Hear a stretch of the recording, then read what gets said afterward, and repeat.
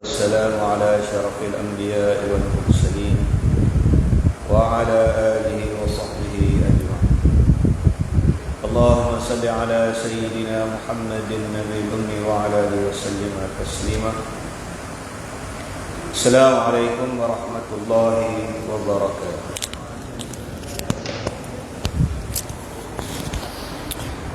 Jadi alhamdulillah tuan-tuan dan puan-puan yang dirahmati oleh Allah Subhanahu wa taala. Kita sambung semula pembacaan kitab ini. Kita masih lagi dalam bab yang ke-35, yaitu suatu bab yang datang untuk menyatakan tentang utusan-utusan malaikat maut kepada orang yang hendak meninggal dunia. Sambungan dia.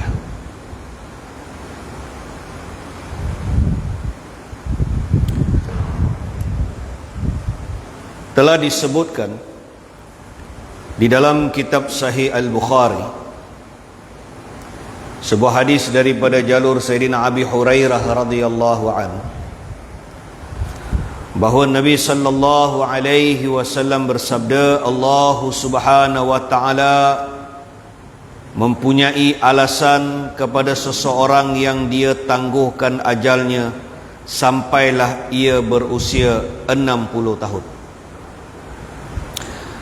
Alasan terbesar Allah Subhanahu wa taala terhadap hamba-Nya umat manusia ialah diutusnya para rasul kepada mereka untuk menyempurnakan hujahnya atas mereka. Allah Subhanahu wa taala berfirman, a'udzu billahi minasyaitonir rajim. Wa ma kunna mu'adzibina hatta nab'atha rasulah. Kami tidak mengazab sebelum kami tidak mengazab sebelum kami mengutus para rasul. Surah Al-Isra ayat yang ke-15. Allah Subhanahu wa taala juga berfirman, dan telah datang kepada kamu yang memberi peringatan. Ada yang berpendapat bahawa yang dimaksudkan pemberi peringatan itu ialah Al-Quran, dan juga ada yang berpendapat iaitu para rasul. Tetapi menurut tafsir Abdullah ibnu Abbas radhiyallahu anhuma, Ikrimah, Imam Sufyan At-Tauri, Imam Waqi, Imam Husain ibnu Fadal, Imam Al-Farra dan Al-Imam At-Tabari, yang dimaksudkan peringatan itu ialah uban yang biasanya muncul pada usia dewasa sebagai tanda lepasnya usia anak-anak ataupun remaja. Jadi tuan-tuan dan puan-puan yang dirahmati oleh Allah Subhanahu wa taala, kita sambung hadis berkenaan dengan uban. Minggu lepas kita baca riwayat tentang Allah mencipta sekumpulan para malaikat, yang mana di antara malaikat itu ada malaikatul maut. Dan dalam riwayat Al-Imam Al-Qurtubi rahmatullah alaih, pada saat waktu pagi ketika matahari terbit sehinggalah pada matahari terbenam, malaikat maut itu turun dan menyeru, wahai orang-orang yang telah berusia 40 tahun. Ini riwayat minggu lepas. Dia kata apa? Wahai orang yang telah berusia 40 tahun, sudah tiba waktunya kalian mengambil bekal. Wahai orang-orang yang telah berusia 50 tahun, sudah dekatnya waktunya kalian mengambil dan menuai. Wahai orang-orang yang telah berusia 60 tahun. Jadi 40, 50, 60. Lepas 60 tu tak ada lagi wahai orang yang berumur 70 tahun. Tak ada. Wahai orang yang berumur 80 tahun, tak ada dah. Soft reminder tu 3 kali je. 40, 50, 60. Tak ada yang ke-70, yang ke-80 tak ada. Riwayat ni kata wahai yang terakhir, wahai orang-orang yang telah berusia 60 tahun. Kemudian di dalam riwayat Imam Bukhari yang telah dikeluarkan oleh Imam Bukhari melalui jalur Sayyidina Abi Hurairah, kata Sayyidina Abi Hurairah, Nabi sallallahu alaihi wasallam bersabda, Allah Subhanahu wa taala mempunyai alasan yang tertentu kepada seseorang yang dia tangguhkan ajalnya sampailah ia berusia 60 tahun. Maknanya Allah Subhanahu wa taala bila panjangkan umur seseorang hamba itu, maknanya kalau di antara saya dan tuan-tuan yang ada dalam masjid ni, siapa yang dah strike 60 tahun, dia masuk dalam ni. Maksudnya Allah mempunyai alasan kepada orang yang Allah tangguhkan ajal dia. Maksudnya orang yang Allah panjangkan umur dia sampai dia mempunyai rezeki untuk mencecah usia 60 tahun. Jadi siapa yang tahun ni 60, dia termasuk riwayat ni.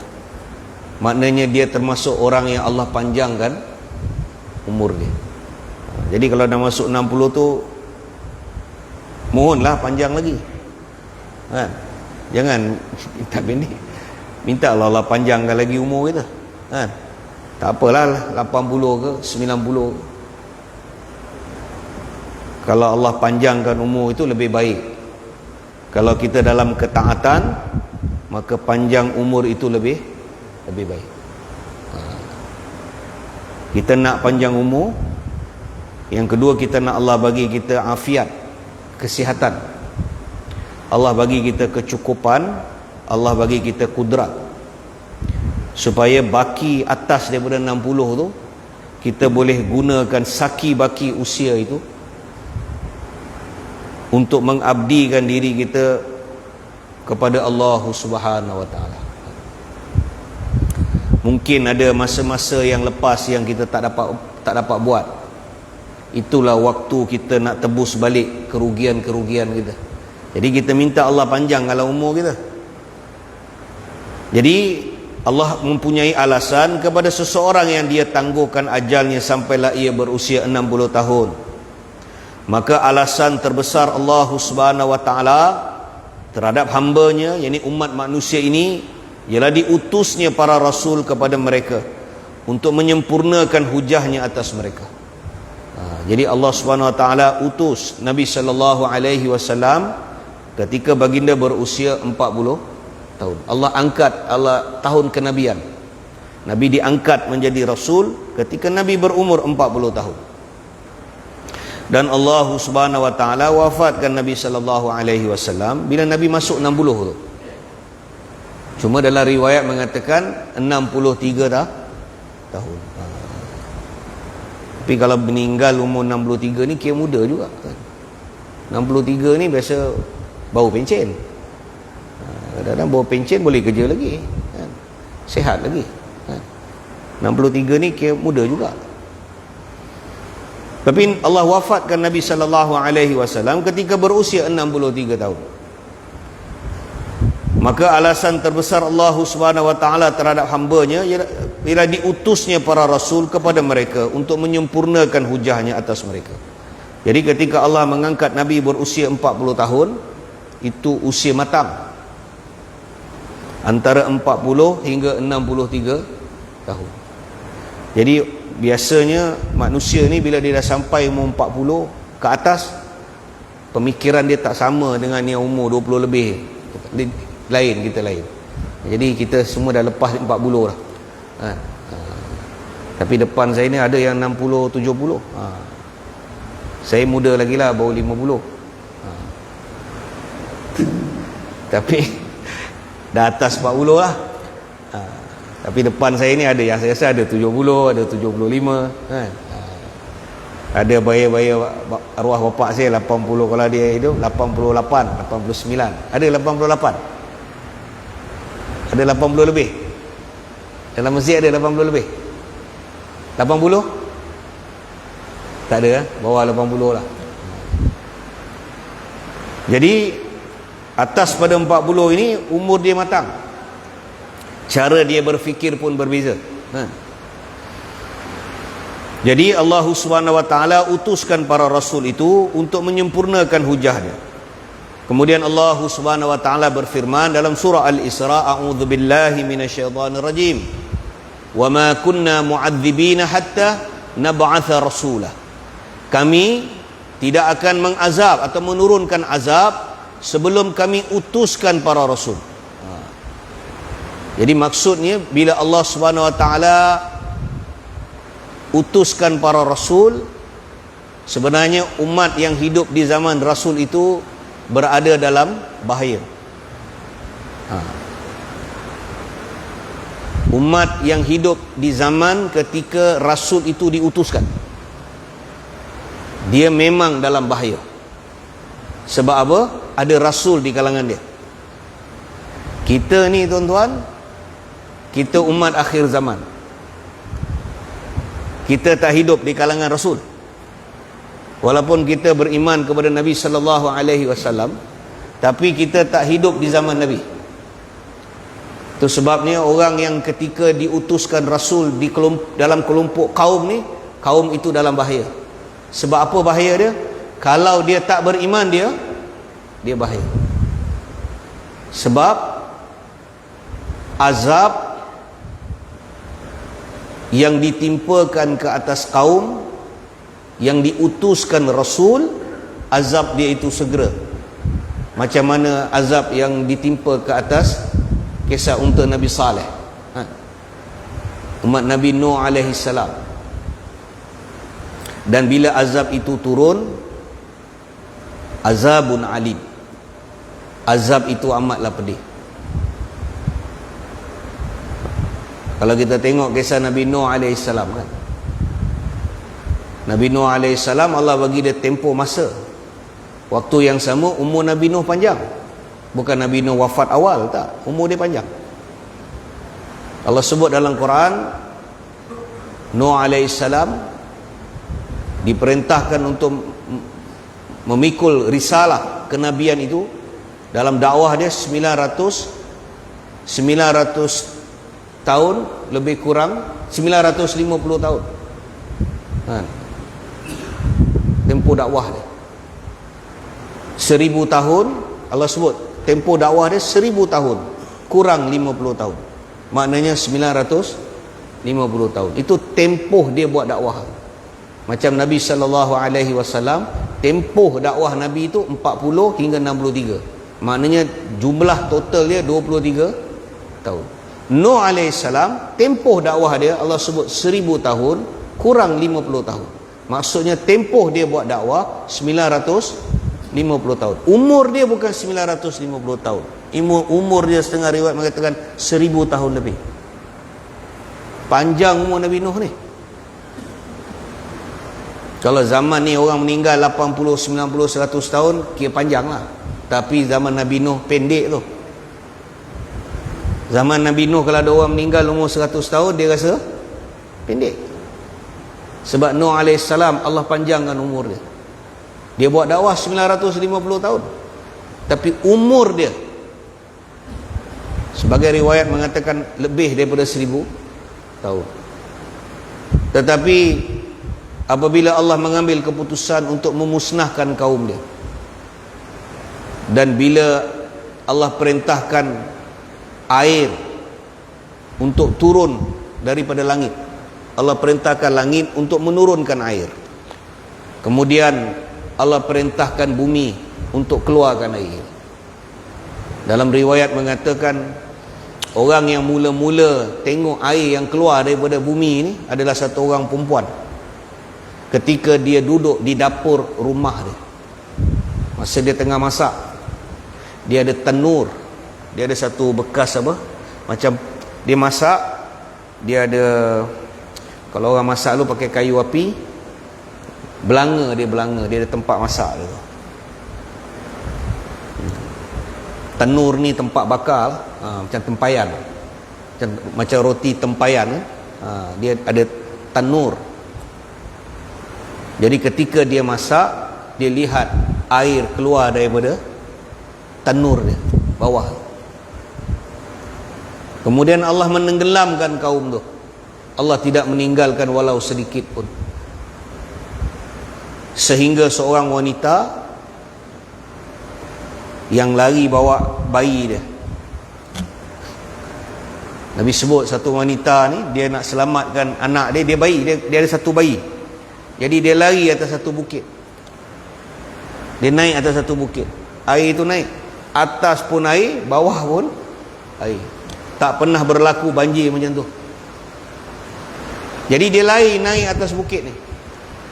Dalam riwayat mengatakan, kalaulah Allah Subhanahu wa taala pada waktu itu kemurkaan Allah, kalau Allah nak selamatkan, pasti Allah selamatkan bayi tu.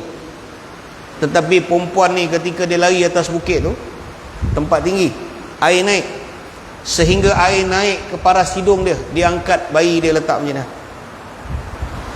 Akhirnya bayi tu pun Allah tenggelamkan. Bayi tu pun tenggelam. Melainkan haramallah, Allah mengharamkan mereka yang berada di atas bahtera Nabi Nuh. Dan dalam riwayat Imam Ibnu Katsir, Nabi Nuh alaihissalam dan kaum dia yang berada di atas bahtera tu, tempoh masa dia mencecah 6 bulan. 6 bulan atas kapal. 6 bulan. Tak nampak dah, tak ada bumi, tak ada tanah. Lautan je. Berjalan atas kapal tu dalam tempoh 6 bulan. Sehingga setengah riwayat mengatakan kapal itu tawaf di Baitullahil Haram, tapi tak nampaklah Kaabah tu. Genap 6 bulan barulah Allah labuhkan apa? Allah surutkan banjir. Jadi hapus kaum ni. Terhapus kaum itu. Kata Imam Ibnu Katsir rahmatullah alaih, bila bermalamnya malam pertama ketika Nabi Nuh alaihissalam tersadai tu, pengikut dia lebih kurang 83 orang je. Dalam riwayat mengatakan yang ada atas kapal tu hanya lebih kurang 83 orang yang beriman. Yang lain Allah hapuskan. Tapi daripada situlah Allah Subhanahu wa taala biarkan zuriat keturunan manusia ni. Maha kuasa Allah taala ni. Jadi bila tiba waktu pagi, suatu malam, dalam riwayat itu mengatakan suatu malam mereka tidur, mereka berbicara bahasa yang sama. Satu malam bila mereka bangun di waktu pagi, orang sebelah tu cakap, orang sebelah ni tak faham.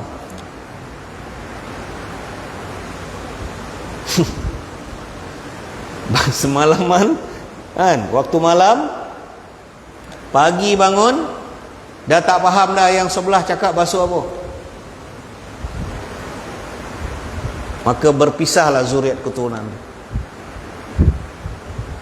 Nabi Nuh alaihissalam ketika dia melihat keadaan kaum di waktu tu, dia dah faham lah.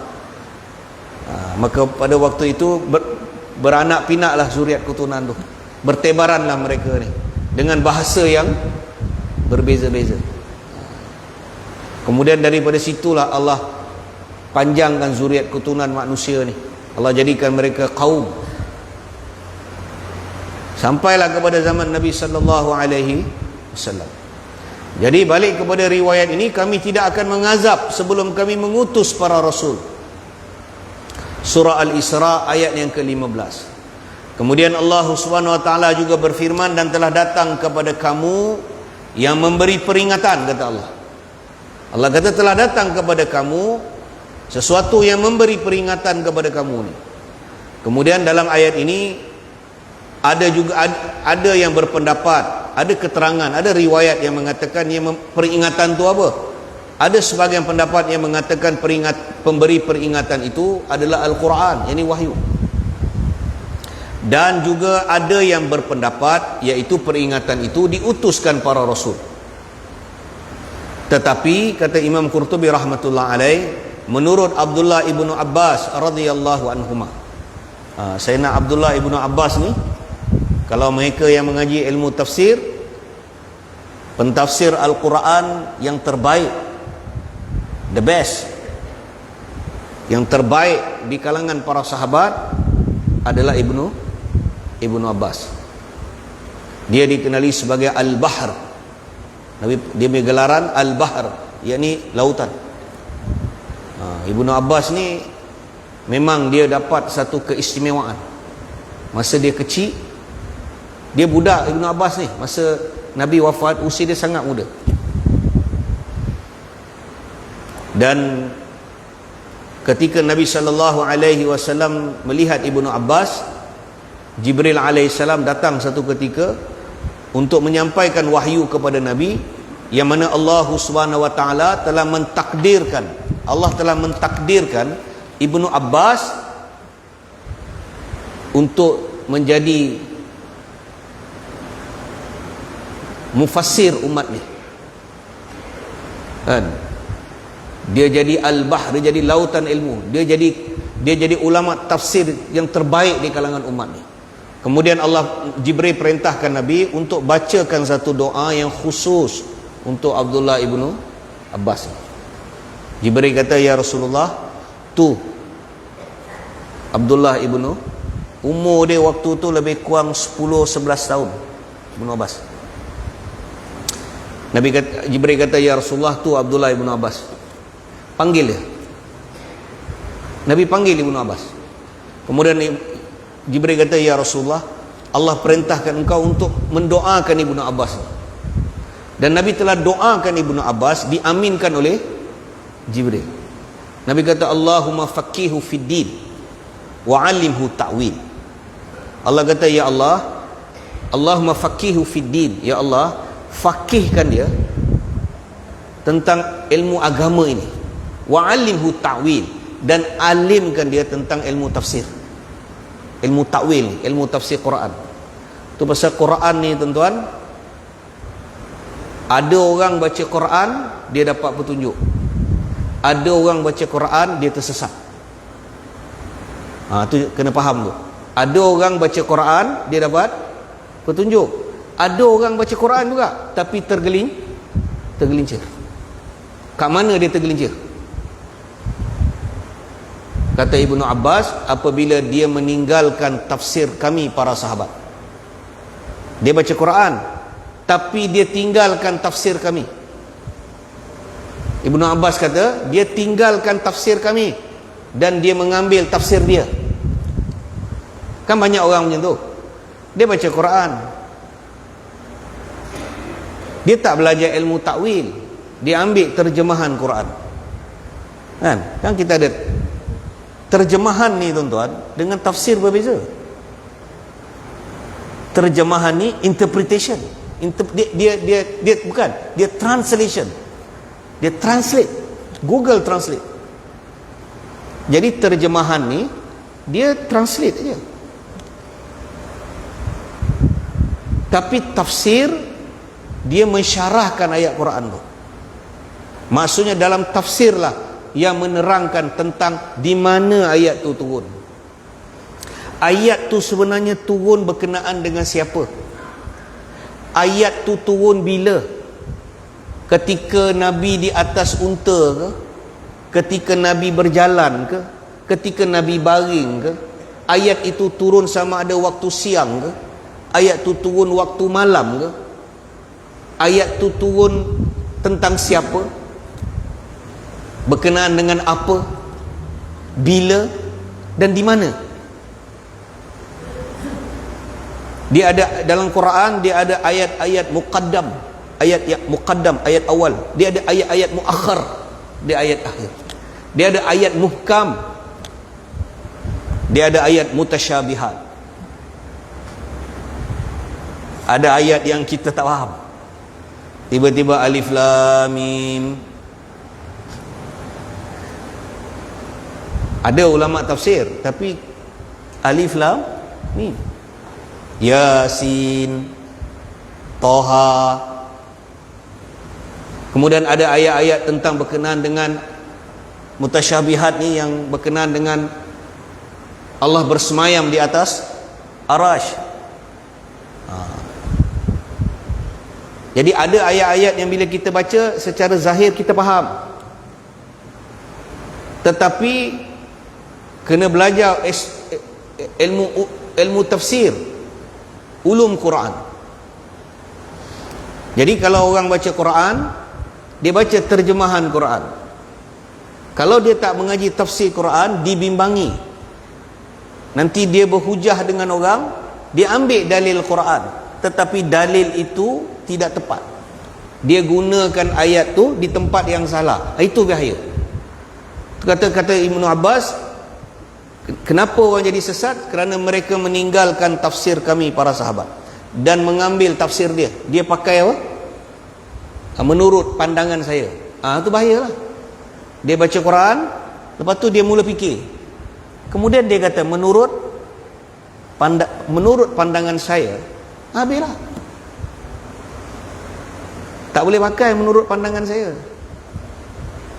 Dia kena rujuk tafsir para sahabat. Apa kata sahabat tentang, apa kata tafsir, apa dia asbabun nuzul, sebab-sebab ayat tu turun. Itu sebab dia antara kelompok awal dalam sejarah Islam, antara kelompok awal yang jadi macam ni, kata Ibnu Abbas, adalah kelompok Khawarij. Kelompok yang asal dia kelompok yang memberontak terhadap Sayyidina Osman.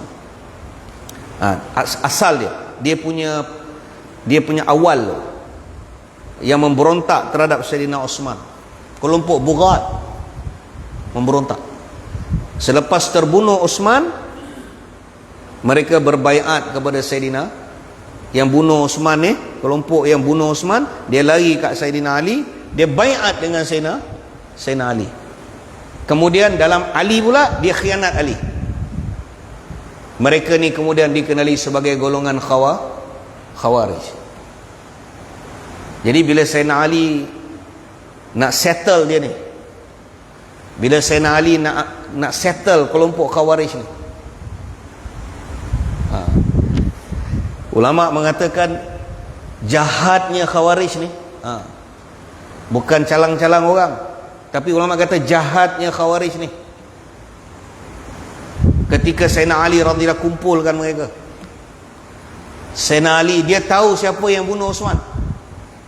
Di kalangan dia tahu siapa yang bunuh Osman. Tapi Sayyidina Ali radhiyallahu kata, Sayyidina Ali tanya dengan kelompok Khawarij ni, siapa yang bunuh Osman? Sayyidina Ali minta pertanggungjawaban. Sebab kenapa Sayyidina Ali nak selesaikan benda tu? Sebab Muawiyah ibni Abi Sufyan. Muawiyah kata, wahai Ali, kalau engkau boleh selesaikan Khawarij ni, aku berbaiat kepada engkau. Sayyidina Ali hantar satu sahabat untuk dialog dengan Muawiyah. Muawiyah pun sahabat. Muawiyah di Damaskus, Syria.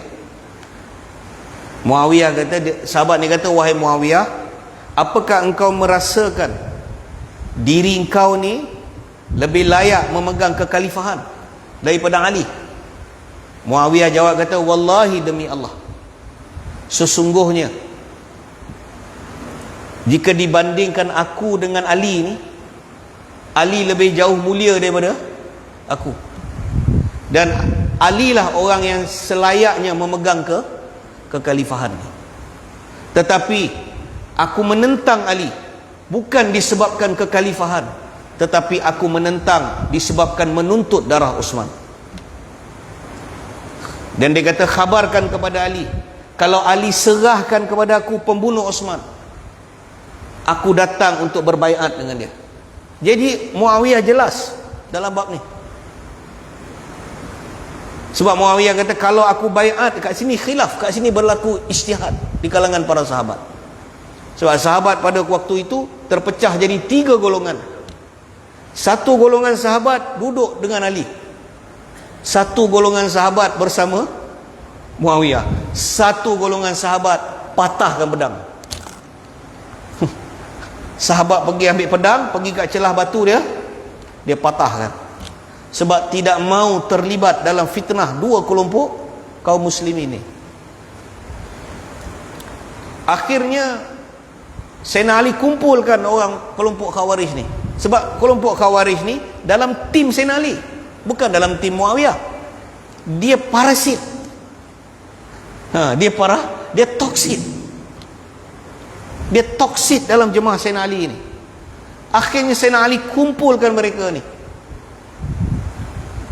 Dan mereka ni bukan calang-calang orang. Ibnu Abbas kata mereka ni bukan calang-calang orang, bukan orang biasa. Kata Ibnu Abbas, mereka itu sangat wara orang dia. Ibnu Abbas kata Khawarij ni, dia bila orang tanya, wahai Ibnu Abbas, macam mana Khawarij ni? Ibnu Abbas kata Khawarij ini sangat wara orang dia. Jidat dia hitam, kata dia. Maksudnya apa? Banyak semayang. Tapi janganlah kita tengok orang jidat hitam kita panggil dia Khawarij. Nanti dulu kadang-kadang orang dia gelojoh kan. Kata Ibnu Abbas, bila ditanyakan kepada diriku tentang sifat Khawarij, ku katakan kepada mereka, Khawarij itu sangat wara orangnya. Jidat dia hitam kerana banyak solat. Kedua telapak tangannya dan kaki dia, kematu. Kedua telapak tangan dan dia panggil apa? Dekat kita punya ni. Buku lali. Kedua telapak tangan dan buku lalinya kematu. Maksudnya apa? Lama sujud dia, lama duduk dia, lama solat dia. Bila dia baca Quran, bacaan Quran dia, kata Ibnu Abbas, sangat baik. Dan bila dia baca Quran, bila dia semayang, dia kalau baca Quran, bacaan Quran dia panjang. Bila kau tolak dia jadi imam, dia baca Quran dalam semayang, kaki kau menggigil kat belakang. Jadi imam jangan baca panjang-panjang. Nak baca panjang-panjang, semayang tahajud seorang-seorang. Jangan time orang tolak kita jadi imam, masa tu 8 panjang, subuh 6.10 panjang pula kita baca. Jadi Khawarij ni, kata Ibnu Abbas, bila dia baca Quran, bacaan Quran dia, tajwid dia sangat baik.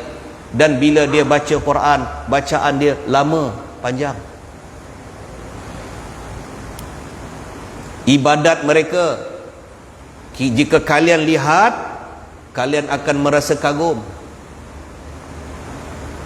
Akan tetapi, kata Ibnu Abbas, mereka ini baca Quran, tetapi Quran itu, bacaan Quran itu tidak sampai ke dalam hati sanubari mereka.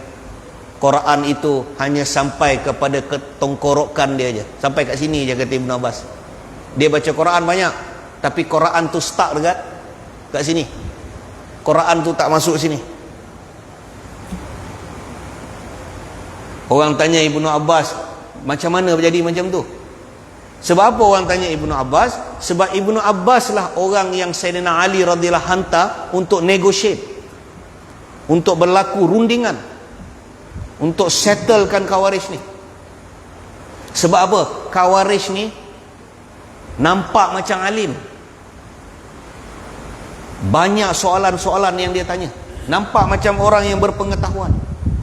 Jadi Sayyidina Ali tahu Sayyidina Ali tak boleh hantar orang lain. Sayyidina Ali tak hantar Abu Musa al-Asy'ari, Sayyidina Ali hantar Abdullah ibnu Abbas, sebab dia alim tentang Quran. Jadi orang tanya Ibnu Abbas, ketika kau berunding dengan mereka, macam mana sifat mereka ni? Ibnu Abbas terangkan sifat tu. Akan tetapi bacaan Quran mereka itu tidak sampai ke dalam hati mereka, sangkut dekat tengkorokan mereka ni. Macam mana jadi macam tu? Disebabkan mereka itu mentafsirkan Al-Quran dengan menggunakan akal, pandangan mereka, pendapat mereka, dan meninggalkan tafsir kami para sahabat. Majoriti Khawarij ni dia bukan sahabat. Khawarij bukan sahabat. Khawarij adalah orang yang datang selepas. Tak ada sahabat yang jadi Khawarij. Yang jadi Khawarij ni orang yang datang selepas sahabat. Dia era tabi'in. Jadi dia meninggalkan tafsir Quran ni. Dia tinggalkan tafsir Ibnu Abbas, dia tinggalkan tafsir kami para sahabat, dan dia memakai tafsir mereka. Akhirnya tergelincir. Wahai baca Quran, hari-hari baca Quran, hari-hari semayang. Akhirnya Ibnu Abbas kata mereka terkeluar daripada Islam. Ibnu Abbas kata dia terkeluar daripada Islam lebih cepat daripada anak panah terkeluar daripada busur dia. Maknanya apa? Cepat dia keluar daripada tergelincir dia. Sebab apa? Punca dia kata Ibnu Abbas, bila mereka baca Quran, dia tinggalkan tafsir para sahabat. Itu sebab tuan-tuan, kita baca Quran satu bab. Kalau kita nak belajar Quran, pastikan kita belajar dengan tafsir yang betul. Kalau silap tafsir kita akan jadi teroris. Kita jadi apa? Kita jadi teroris. Bawa bom banyak-banyak, masuk dalam bas yang ada kanak-kanak, ada perempuan. Tapi sebab dia bukan Islam, kita pun letupkan diri dia. Sebab apa? Kafir, kita kata. Dia kata kafir, bunuh kafir dapat pahala. Itu pasal golongan Khawarij ni, bila dia bertembung dengan Sayyidina Ali, dia suka rod Sayyidina Ali daripada belakang. Bila dia konfront Sayyidina Ali ni, dia tak berani hujah dengan Sayyidina Ali. Dia akan hentam Sayyidina Ali daripada belakang. Dia ada WhatsApp group dia. Khawarij ni dia ada WhatsApp group dia. Dia hentam Sayyidina Ali daripada belakang. Bila Sayyidina Ali berhadapan dengan dia, Sayyidina Ali kata, wahai Khawarij. Khawarij kata, wahai Ali, kafar ka anta?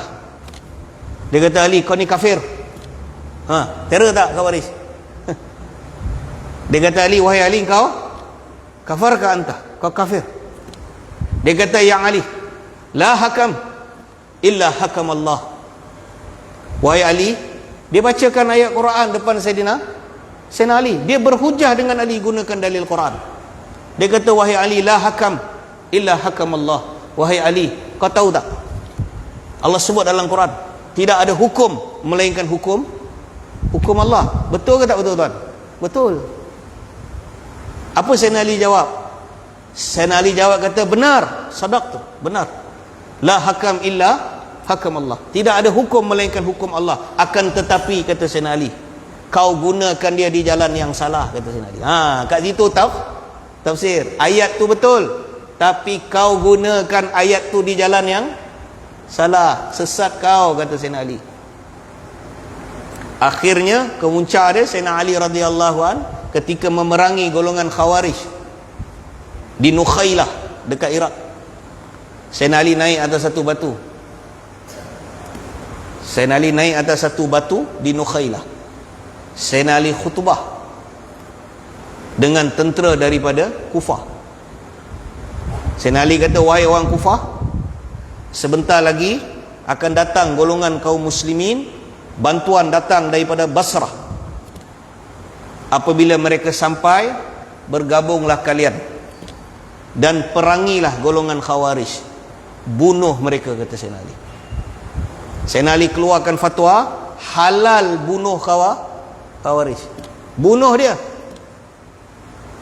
tumpahkan darah dia tu halal, walaupun dia ucap la ilaha illallah. Sebab kalau tak bunuh dia, kata Sayyidina Ali, dia akan menimbulkan fasad, dia menimbulkan kerosakan.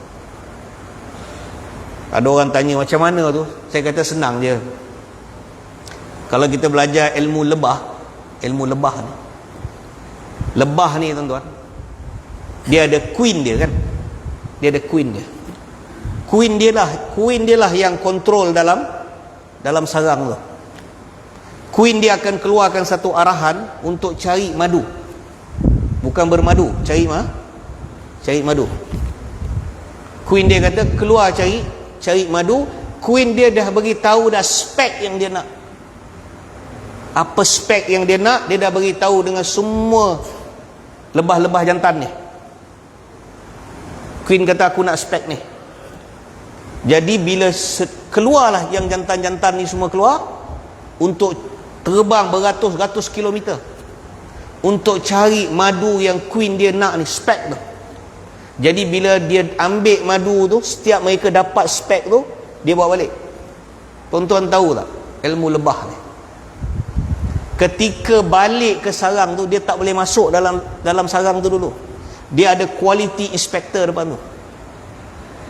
Queen dia ada lantik. Queen tu ada lantik satu quality department. Dia ada quality manager. Di bawah manager ada inspector, ada supervisor. Dia ada quality department dekat depan tu. Jadi setiap satu demi satu lebah yang balik tu, dia tak boleh akses sampai belakang, melainkan dia kena inspect dia punya apa, lebah, benda kualiti yang barang yang dia bawa balik, raw material yang dia bawa balik tu. Jadi bila quality inspector ni check SOP, dia tengok, dia check semua spek betul, endorsement.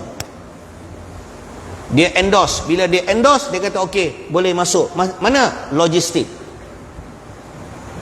Dia hantar, dia benarkan masuk. Jadi lebah tu akan masuk sampai dan simpan tempat tu di, nama dia logistik department.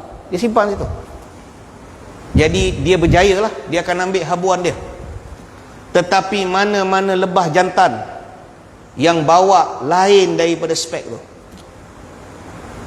bila sampai depan pintu, dia tengok spek lain, tengok dia bawa benda yang queen tak suruh buat. Akhirnya apa keputusan queen? Bunuh, gantung sampai mati. Tahu, bukan gantung aja. Kalau gantung kan jadi kes macam dulu yang gantung tak mati. Gantung sampai mati, kasih mati. Jadi dah ada tukang pancung dia.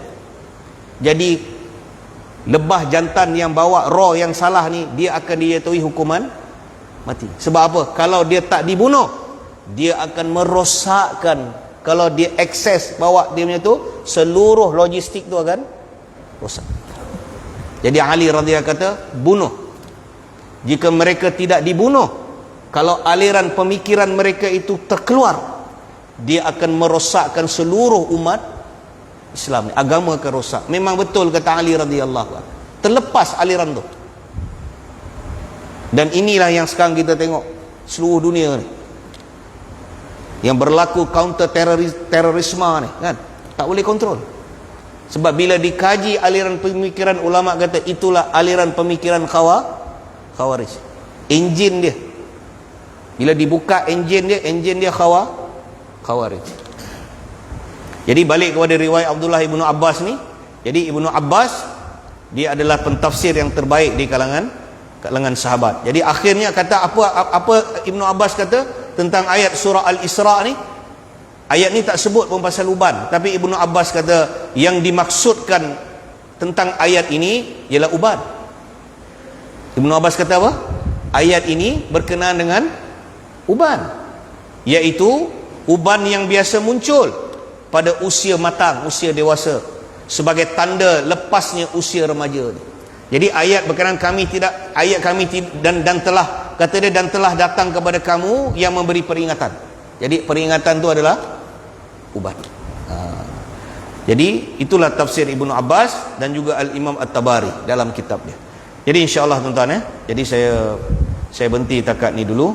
Insya-Allah kita sambung pada minggu yang akan datang insya-Allah. A'udzubillahi minasyaitonirrajim. Bismillahirrahmanirrahim. Alhamdulillahi rabbil alamin, wassalatu wassalamu ala asyrafil anbiya'i wal mursalin wa ala alihi washabihi ajmain. Allahumma salli ala Sayyidina Muhammadin nabiyil ummi wa ala alihi wasallim taslima. Rabbana ighfir lana wa liwalidain wa lil mu'minina yawma yaqumul hisab.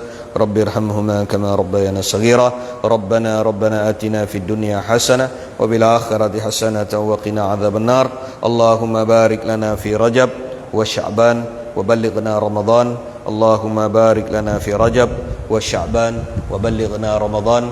Allahumma barik lana fi Rajab wa Sya'ban wa ballighna Ramadan. Rabbana atina fid dunya hasanah wa bil akhirati hasanatan wa qina adzabannar. Wa sallallahu ala sayyidina Muhammadin nabiyil ummi wa ala alihi wa ashabihi wa sallam. Subhana rabbika rabbil izzati amma yasifun.